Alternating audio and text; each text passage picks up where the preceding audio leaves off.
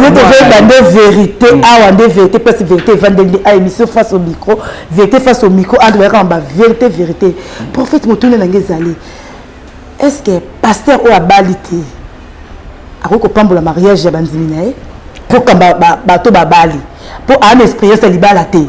Azoté appelé ma maman, azoté appelé ma papa, nous t'avons ça appelé libéralité, yémo pas télémi à Pamboli, mais yémo qu'on a libéralité, ta fiancée Toyokate. Et pasteur ou abalite à Kopambola, oui ou non, ce n'est pas une question. Parce que d'abord, le mariage, c'est une institution divine. La télémabi, sert, qui ne doit pas nous cala, l'église. Est-ce que l'église va revenir dans le dos? Sert avec une de qui envoûté pasteur, l'écoute de envoûté pasteur, ma casse bien. Est-ce que Moussa Nazamba a la politique? Bienvenue dans votre émission Vérité face au micro, présentée par votre servante Nadine Botalata, la Bofia, 48 mémoires de la presse. Les lots en église Bethesda, Toyambi, prophète Coco, Serge, prophète Mounene Yamboka Nabiso, les Tonto Yeba, Tourlobela Nini, Tozo Temembi, Mambetali prophétie. Pour Toki Batmazo Kosa Mebena, Mambetali prophétie. Ok, balobi ba prophétie à sona lokuta ezoye bana lisusuté ba prophète ya nzambe na ta magie tozoye banate yon le to bengi yemoko prophète Koko a expliqué biso a éclairci biso que c'était prophétie. Bonjour prophète. Bonjour maman Nadine. Bonne santé. Oui, par la grâce de Dieu, tout va bien en Golanzab. Prophète le pesa to kangi o pesa to e ba pesa ba mbozo le kanamboka na biso. Prophète, Motouna Nanga Liboso ezali pour le lot muta comme prophète. Au kokipe au lalo la muki au sali église au komi prophète. To ozape na papa na ya molimo, to ozape na église mo ba encadrer ki yo, to ba prophétie pe bimaki, ovma oza musai na nzambe to ndenge nini.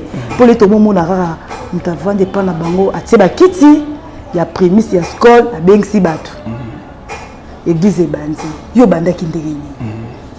Merci beaucoup. Na profité na pesana balandi nyoso bazolanda biso de na Chadracom TV. Na Chadracom TV. Vraiment la chaîne oyo toujours sepela parce que vérité zolobama. Par la grâce de Dieu, biso donga personnellement na bandaki na église lokola moi na nyoso et père spirituel nangeza prophète John Peter Nsang.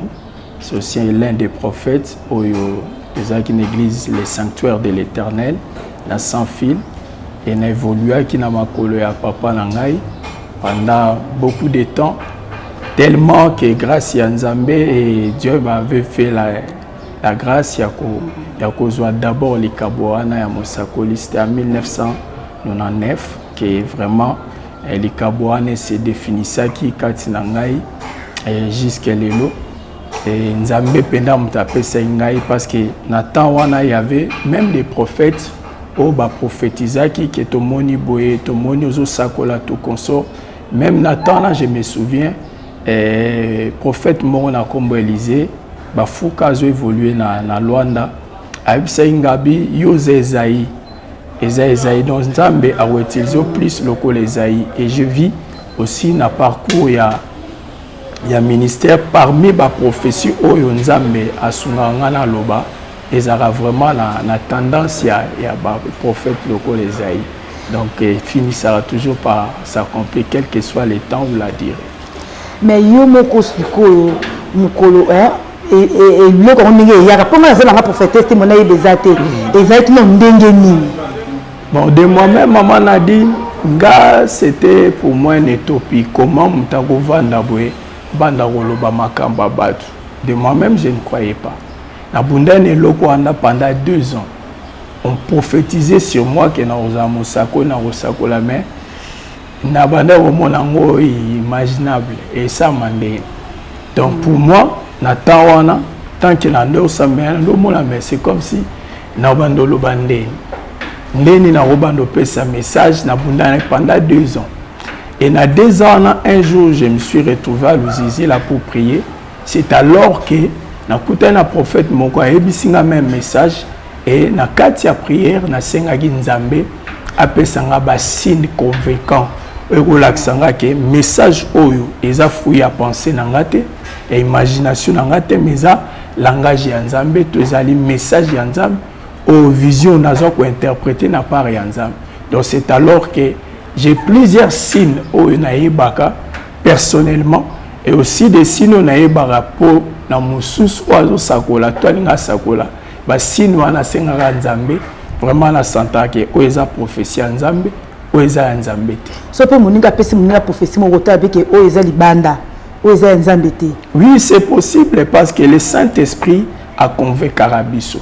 D'abord, Bible c'est poussé par l'Esprit que les hommes ont parlé de la part du Seigneur. Parler de la part du Seigneur, il y a toujours des signes où il accompagne à Moutou. La carte a prophétie, donc c'est-à-dire, signe, conviction d'abord, où il y a signe à l'ibosso. Donc la personne, quand on prophétise sur une personne, la personne doit croire, il doit accepter par rapport à Obaébissé. Donc le Saint-Esprit, où il y a lobby, à reconvaincre par rapport à un message, et à recroire facilement. Mais il y a des prophètes qui sont prophétie, bon, tous en attend invrainable, même Christ lui-même a dit, il y a des vrais, il y a aussi des faux. Mais prophètes, il y a des prophétie de la mboula, mais au moins la prophétie, à lui, normal, et l'autre mort est changé, rien ne change. Bon, oui, tous en attente, nabi qui est invrainable, c'est-à-dire, ils en ba oya nzambe pe na ba oya lokuta parce que Bible le dit na mokola suka ba sakola lokuta ba ko telema. C'est vrai, ba oyo baza appel ya nzambe te ba na vocation te bazo kende na voya ba fétiche. Azui kisi, azui peut-être li soignaou, a tcheli kasa na lolemo pa loba. Et au moment par rapport, il y a un message, il y a un prophète. Et il y a un message où signe n'a pas ça directement. Parce que c'est une mission vérité. Signe y a les bosso ou y bango, il y a un prophétie étonnement. Il peut vous parler d'origine, mais ils sont édifiants. Ça n'instruit à rien, ça étonne seulement. Si vous prophétie en Zambé, parce que moi aussi je connais beaucoup de prophétesses, des prophètes, au Balobarapena la part en Zambé. Il y aura la prophétesse grâce à Dieu. On a la convaincu na masakola pesibu ekokisabi. Donc il y a des prophètes oye bango par ndeka zoloba. Ozomwa na maluba zoloba au senti que non openeza ya nzambe. Oza nango mipepe. Parce qu'il y a aussi des prophéties par culture générale. Par culture générale les ara que non baranama wa problème hémorroïde. Il y a banini donc on peut aller par là.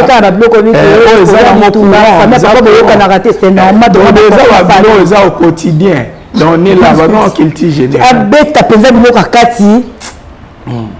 Et on a été à Komate. Il faut appeler tanti, il faut appeler un nabi. Un nabi c'est un voyant. Mais le nôtre comme on a prophète appelé ce professeur, ce pays que ça faut s'aimer $200. On a payé un Zambie. Bon, quand il y a prophétie, la prophétie elle-même est pure. La prophétie ne se complique pas. Prophétie, ils d'abord penser à Nzambe ou ils à la révéler.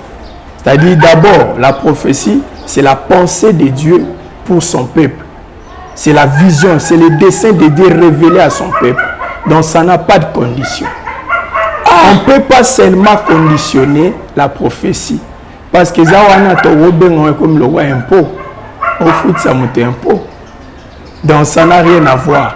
On peut donner la prophétie à une personne par rapport à l'orientation, orienté na service quelconque, mais écose à la obligation que non possible faut 200 300 100. Tout le monde a des églises, mais mettre la voiture au PC prophétie.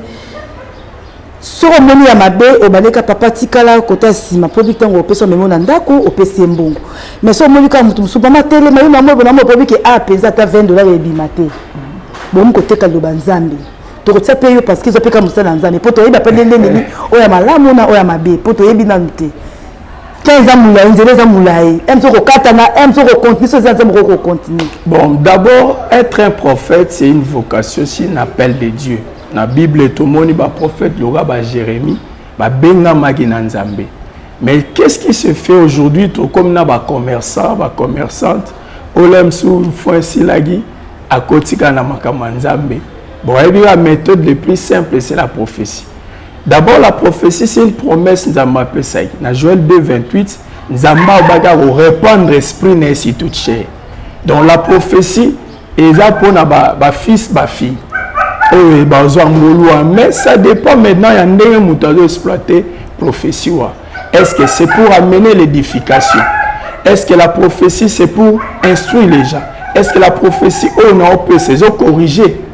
Il y a un peuple de Dieu, il faut t'embarquer sur la prophétie parce que la Bible veut examiner la prophétie. Est-ce que tu examines? Et ceux qui ont examiné la prophétie, tu as un esprit discernement. Moi, tu vas emballer par des fausses prophéties pour penser peut-être lire un bon. Mais il y a des prophètes qui sont en train de combattre les Nzambe, à Milanga Masanga, à Nabasebele, à Kotarabar. Mais ce qui est pression zondo, nous sommes pensés ninga na koti pensés na kata, qui est coloté, oh famille, boyo kana tete. Ce qui est batabon, est-ce que parce que c'est Nzambe solo, tout ba bomba misimelo comme bon. Na part ya likamboana, Nzamba ya bibisonyos. Liboso ya Nzambe mutako bomba mate. Miswa batu peut-être rolo ba. Tu m'as dit que bomba misimelo comme chose ça na maître na moroboy. Mais il y a ma bé. Mais atika comment Nzambe liboso parce que ça na base bien ça bota partout. Koto ça na mos na ndoko to pour ça côté ma balle. Kuna personne na copine. Mais ce qui a perçu professeur qui côté ya à ça kuiti mais bureau ne ba yebi déjà. Kasi Bible le Bible on a mis ça là-bas parce que muto aza un appel authentique ya Nzambe au monde que la vie à sanctification vérité et aux ala style ya vie naïe il faut toyeba le père du mensonge c'est le diable muto na semence ya diable l'engé Bible lobi na Galates 5 19 à 21 au monde qui m'a rembobé mais muto aza animé par le Saint-Esprit au monde a peu pas fruit de l'esprit donc Bible est cité donc tant de muto mené vie moko ezali ozo kum sanzambe te c'est kaza nzambe te soit aza nzambe ma pengwi to abungi nzela au moins après que ba prophète maloba na bango na na bana ebele prophète bengam na bimise prophète bengam na bimise prophète ngam na bimise si ko nazo tala ka bino na peka bo baby sipe banzimi muzima ko ya bona église akutana makamu susu muzima bungi nzela bino ba bakambo bo sipe banzimi nzela ko to mona ka église au mona prophète azana 2 filles 3 filles babundela kepe église c'est yebi déjà maman prophète azana yi mais oh kuna pesa na yi e mo pas boudé maman am super pe ndako e passer misala solo li mais prophète na ka église azana 3 filles confirmées banzima ba ki maraté. Mais oui, ça, même dans ce verset, parce que toujours le Bamaramban Nzambe, Ézéchiel chapitre 12,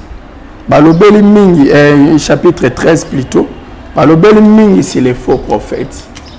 C'est les faux prophètes, oh, bazana mission à Robumisa Bananzam, Yaroko Sabananzambe, Sotangi, Namukanda Ézéchiel chapitre 13, premier verset, Tinase, au monde a combien bazolo bela.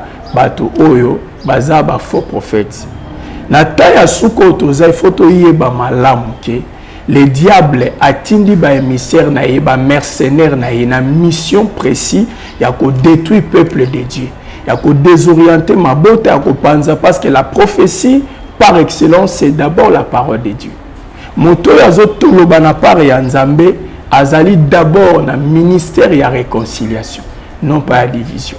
Donc motozo bana part ya Nzambe akoya ko mema éclairage na kati ya batu c'est-à-dire ko ramener batu na kati ya unité na bolingo mais oh lelo tozo mona ezotalisa clairement que bazana kanini parce que ba o ya Nzambe baza ba o ya Satan pe tozo mona misalo bazo sala za pona ko détruire parce que mission ya diable selon Jean chapitre 10 verset 10 eza ko biba ko bebisa pe ko boma. C'est-à-dire moto o azana semence ya diable to azana nzela ya Satan akobebisa akoyiba pa ko boma mais o azana semence ya Nzambe akope sa vie akomema unité akomema solo na kati ya vie ya bana na Nzambe pona ko confirmer prophétie za solo les na sermo bazana problème no mobali na bakabwani ser wana penza akebima bayebi se mobali za mobali no azonga ata pesa ke nzela ezata kozonga ake so liloba bayebisi mobali aza mobali na kozonga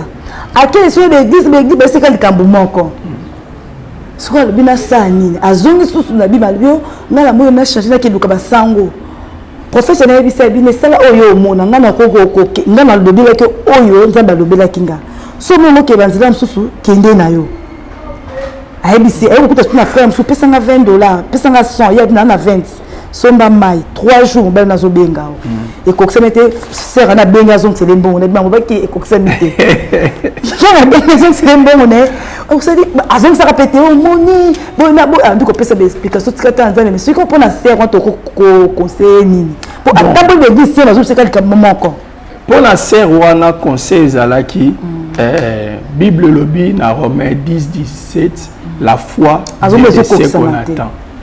Prophétie Habakkuk chapitre 2 et l'Obiboé.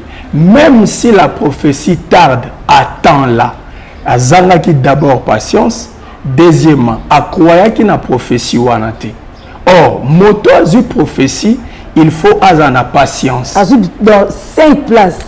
Donc, même qui a patience et quoi à quoi il y a un maboko à brigand, déjà d'abord faut naïe. Donc, avant d'aller na kope saye lokola musako les aboye aza na confiance ya maloba ya nzambe parce que liloba nzambe za wipe amen nzamba ko sarate aza pe mwana moto te po wangana na o alobi soki eza yango ekosuka ka kokokisama do asa lokola bakok aza na poste na ye azela bandima na o ba ebisi wana ate umeli te umeli kokisama nzambe nzelo mwa lobi ke na za sima maloba stade na ngona kokisa sikoyo nayambaki prophète moko ya liloba natunaki likambo etali bagene alobi bagénérate ndeni yesu amataka 40 jours abi na ngai tanga Esaïe 58 mais ngana nayokango mpe te na bagroupe de prière Esaïe 58 alobi gene ya solo ezali sala moningano malamu sala malamu yango nde gene tika mabe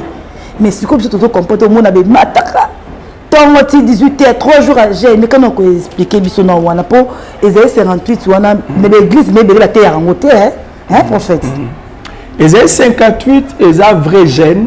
Vrai gêne, c'est-à-dire on parle de l'attitude il y a gêne, de l'esprit il y a gêne. Esaïe 58, il ne faut pas oublier que l'Ancien Testament c'est l'ombre des choses à venir.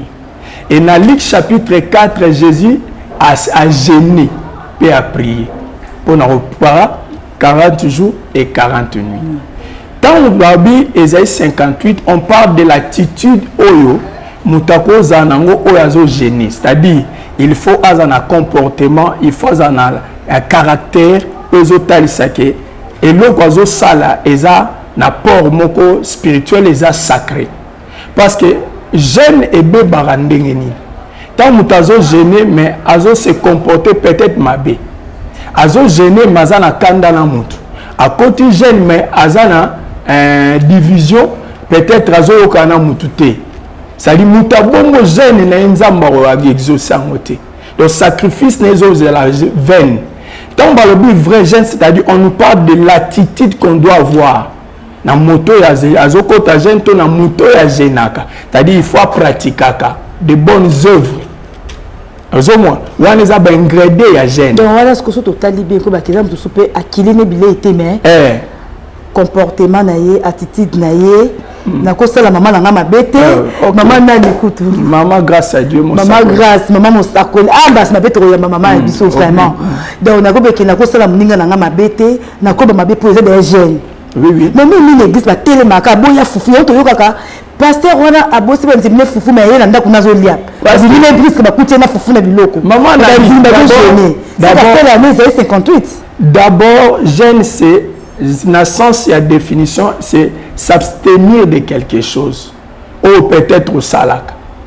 Au moins, il y a un gêne. Donc, c'est priver de quelque chose, tout s'abstenir de quelque chose. Il y a un gêne.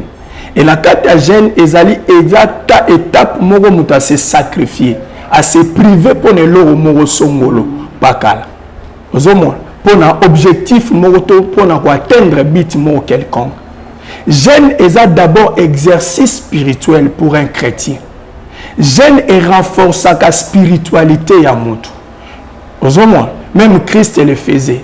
na début du ministère dans Luc chapitre 4 permet verset a dit au moins que Jésus a gêné et gêne est un renforcement ya spiritualité katia mutu, c'est-à-dire ils ont une discipline spirituelle, ils ont un exercice oyo moi na nzambe mosali nzambe face à lango parce que un jour ba disciple ba sambeli pona na moi abanda ko épilepsie abikité et tango ye soyez ayebisi bango que certains démons, certains sortent par des jeûnes et prières. C'est-à-dire, il y a une dimension de spiritualité. Si tu es fort spirituel, si tu as la supériorité de l'esprit, on a la facilité à dominer le pouvoir tout autour.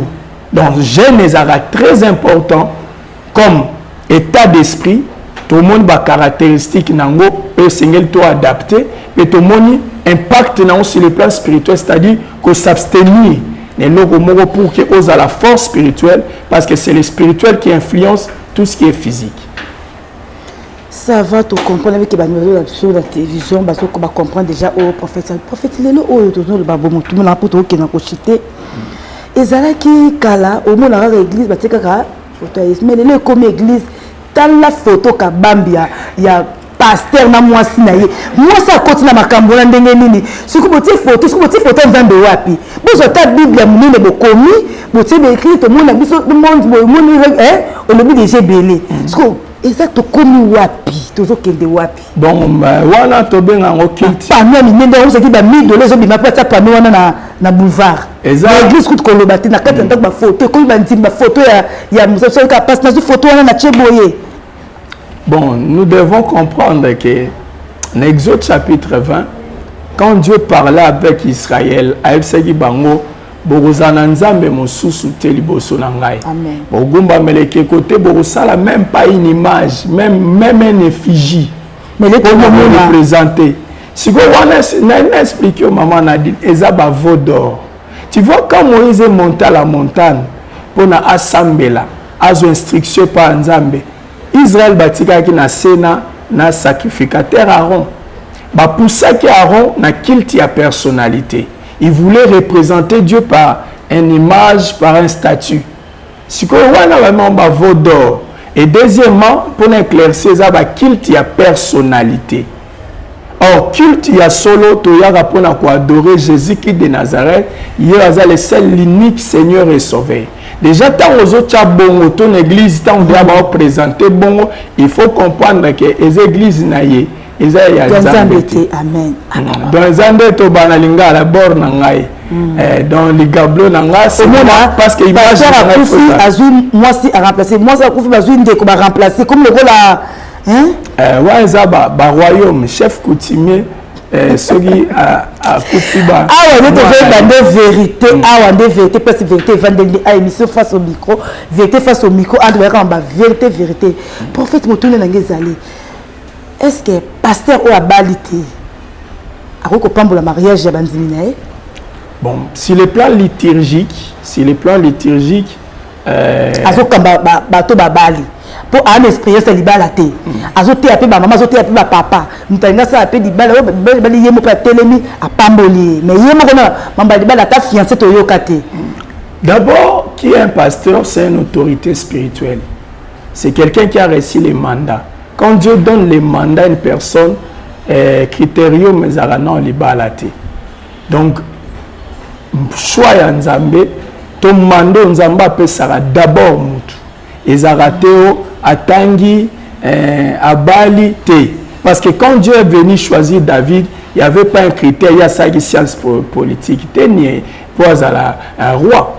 Donc choix ya nzambe zara d'abord na critérium te. Et sur le plan liturgique na ndenge batu batangeli nde batie ba institué par rapport que ezala boye ezala ça c'est par rapport aux hommes, non par rapport à Dieu. C'est par rapport aux hommes, c'est pas par rapport à Dieu. Et selon Dieu, Nzambe soit tomboli mutunaï, et la balito a balité, mais c'est Dieu qui l'a établi. Et tant qu'on va établir, il y a un petit mandat, petit bokondi à Pambola. D'abord, quand on parle de bénir un mariage, bénédiction nuptiale, bénédiction, c'est-à-dire bénédicta, c'est-à-dire le pasteur, il prononce les paroles, il confirme les paroles. Donc d'abord, tant que le pasteur a balité à Kopambola, oui ou non, ce n'est pas une question. Parce que d'abord, le mariage, c'est une institution divine. C'est-à-dire, nous avons déjà Pambola comme mariage, tant que balé bakutani. Alors, le pasteur, il mène que la confirmation. L'église fait que reconnaître que bateau est bandimi et bani associé Nzambe. Donc pasteur le la représentant Nzambe. Abala to abala te azo représenter Nzambe pour dans le baquet. O ezali mukano ya Nzambe kangami na se et kangami liko. Donc c'est pas un problème. Abala balate c'est un mandataire de Dieu, c'est un représentant de Dieu. Il a ses pleins droits. Il y a Rupambola parce que bénir le mariage, c'est-à-dire prononcer et confirmer ce que Dieu a déjà uni. Donc c'est un peu ça. Tout ce qui est mis bali poto aussi c'est émission la biso ya liboso na lobi boye. Est-ce que ceux qui boza na monzimemo na kati église ça kindoki azoti kate pasteur a telemi pour na mona ngo déjà na salon a telemi abi sœur kindoki ba nango kala bana to baneko no tiko zoti kate lelo penza bi man église.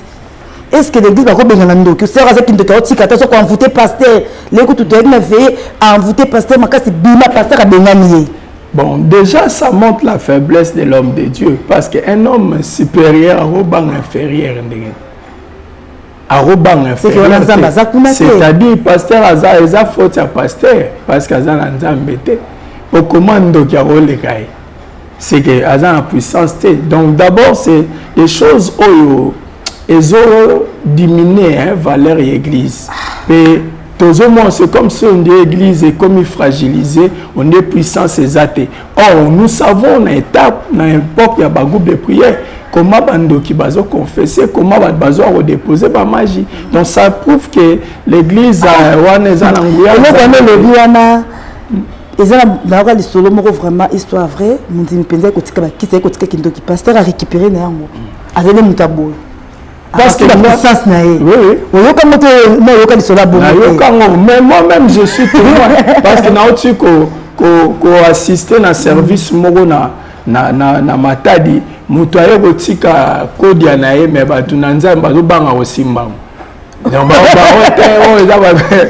il a fallu que nous ayons la supériorité de l'esprit. Assemble la peau, j'ai prié pour ça, n'a zuango, n'a brisé yango. Donc Jésus-Christ a tout puissant. Donc est-ce que Moussa Nazamba a la politique? Bon, cela dépend. Il y a d'abord quand on parle politique, na Moussa Nzambe, il y a deux choses différentes. Il faut d'abord c'est d'abord un ministre de Dieu. Yoza de na kati ya royaume. OK, osikulukaso nini na kati ya royaume. Yanto somona mbutu ba mukomankaka ba sena nzana na kuna na parlement. Mais on manque kaka parce que yozo ke na mandat nani parce que il faut comprendre un peu mana de lo mozo to le bapé vérité parce que la mission vérité. Oui puis que l'Europe maramba politique comme le roi Shida. Ils ont vocation parce que la vocation tout le monde a Daniel. Bakota qui na maramba ya politique ba travers na ba roi mais ba tika la ka se compromettre mais lelo politique a lelo ezali ambition ya koluka mbongo parce que les députés se fouta. Ici finalement on a que non na ozwana ma 13 000 ma 10 000 on a comment peut ça biso passe en politique ba mukota la so maramba ba campagne bandi église os ba rebelle moi ba pesimbo pour ba nzima ba voter. Mais comme des chida, moi comme aux bandits mais béni pour que la campagne, bon on a posé la bino. Et m'sou ah puis bon ça la rango. Bon biso za église à Molimo. D'abord naba na biso bazawa donc bazan kotambola na Molimo Nzambe. Donc nous ne faisons pas les choses le quoi batunios tout. Tout ça là les choses selon que l'esprit nous recommande. D'abord awa to honoraka d'abord Jésus-Christ, tu élèveras d'abord Jésus-Christ. Donc, nous tout respecter parce que la Bible dit respecter l'autorité, mais tout ça est là, Jésus-Christ, il faut tout Jésus en première position. Donc, ce qui nous taillé sera au Kabela Bisso, ok. Mais même dans cette église, attends, il y a bien. Mais soit il y a vote, il y a moutou, ça dépend de la pasteur, parce que nous avons un candidat selon nos convictions. Mais attends, comment tu veux dire que nous sommes un boy. tant à Kabila bakanga na bakanga de lecteur ya bandimi tout mais ça c'est la après ça coule déjà on que ma bleu politique politique na ba politicien nga kosona ba msandam tika na royaume et resunga yo ça va prophète Koko ba nyos ba yo ki yo o ba comprendre te ba comprendre o ko bani ba so balandi o pe ça pe numéro na yo vraiment nzamba pambola on dit que la prophétie ezali eloko yo nzamba lobaka Dieu parle. Même dans la Bible, le prophète Jérémie, le prophète Isaïe, Ézéchiel, ils ont parlé de la part du Seigneur. C'est que moi j'aimerais dire aux enfants de Dieu, nous devons prier à Dieu dernièrement. C'est-à-dire prophétie baboya angote. Bisoto la fouiller à prophétie, mais prophétie ba examiner kango. Prophétie dans ba pesio, sambela, tout na volonté na nzambe, nzamba rosunga. Vraiment nzambe apambola ba prophète nyonso. O basala nzambe ya solo pe nzamba limbisa ba prophète nyonso o bazon le roi shida na bango ba bebisa musala noble baza kosuye mémoire ba Eli ya ba Jérémie ya Esaïe vraiment nzambe asunga vraiment na nzela ya émission oyo vraiment na yebi ke bato belé balandi biso na pe boy prophétie te ponga mona sakola pe toza na basakola belé oyo basakola na part ya nzambe.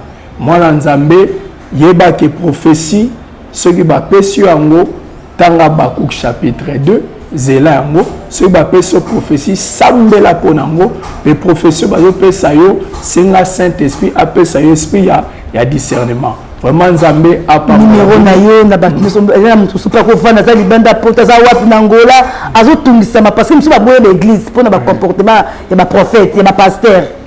D'abord, numéro nanga ezali plus 243 89 77 320 38 plus 243 89 77 320 38 na suka nzamba pambola bi ela kolanda biso na Shadracom TV to pesi noka merci ba obaye ba to bele ba boya ba église pour na ba prophète pour na ba pasteur bozonga boyo kinde mosena nzamba lobi fo bozonga na nzela et l'eau est sur karaté. Il y a un air mais peut faire l'eau quand on est quatre. Non, pendant ma personne monte l'eau qu'on a un. Mon super comme le camo t'es que moutaza un zambété. Faut appeler le discernement. N'ayez que vous avez été béni. Merci à tout le monde. On se voit la semaine prochaine. Bye.